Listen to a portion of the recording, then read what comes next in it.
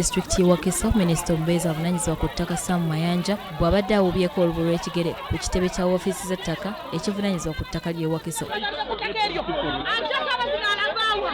Eno minisita Mayanja asanzeeyo emivuyo mingi egyetobese mu woofiisi nga gisibuka ku bakozi ba gavumenti abaddukanya woofiisi eno, era wano minisita Sam Mayanja awaliriziddwa okugiggala okutuusa ku bbalaza ya ssabbiiti ejja.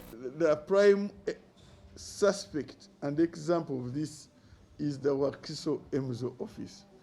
I've been left with no alternative but to close this office. It is closed now and will reopen on Monday. Oluvannyuma minisita yeesoze ensinkano n'abantu abakosedde emivuyo egyetobese ku ttaka ly'e Wakiso ebadde etegekeddwa RDC. Madamu RDC n'ayita omwami oyo. Olunaku lwe yamuyita babbulooka bamuwerekeranga 10 mu ofiisi ya Madamu RDC. Nga bonna baze okumupuliidingira nti ye mutuufu. Omwami yakyusa ekyapa eky'amazima kirina fraud. Ne mu Land Office e Kampala bakicekinze nga kirina fraud. Bansasuza ssente wano bacekinga ekyapa ekyo nga Madamu RDC agambye tayita eneyinza okuba nga si ntuufu naye ng'ogiraba ntuufu. Waliwo Diso ne Madamu RDC mu ofiisi ne DPC Mr. Seguya. Bwe twajja n'ensasula ssente ne banoonyereza ekyapa.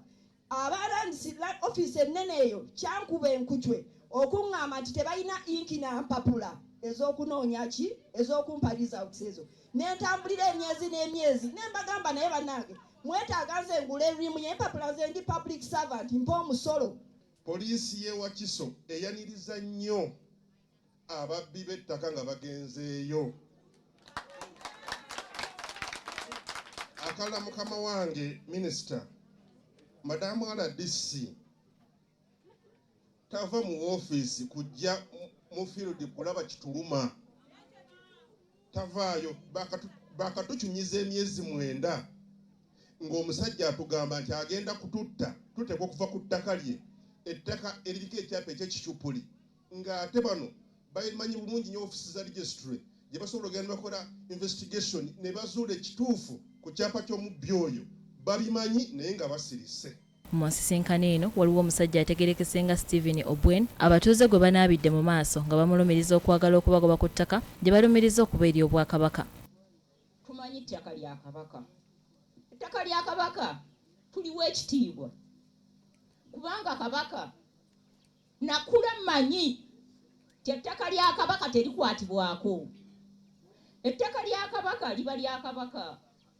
Ettaka eryo bw'olusenga ku ttaka lya Kabaka oba osenze okusinga eryaki ery'omuntu omulala.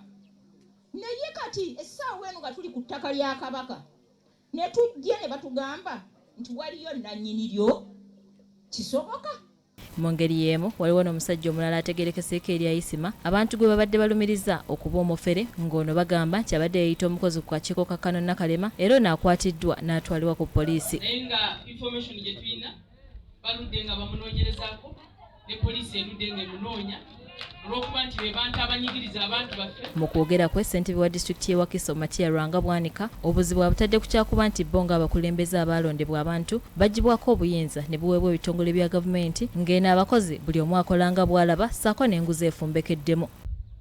Abaganda balina olugero lwa Ssebajja Okoota. Ministerial Zone Offices wezajja obuyinza bonna obwa disitulikiti babutwala. Era olwaleero tuvumirirwa nti tuli mu bukaweesube w'okutabula ettaka naye nga tetulina kye tumanyi ku bikwata ku ttaka.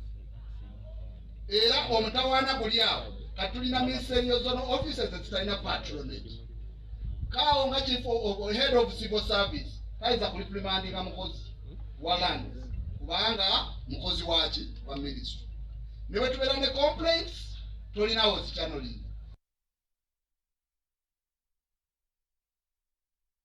Nga tukyali ku nsonga z'ettaka abatuuze abakunukkiriza mu 10 ku byalo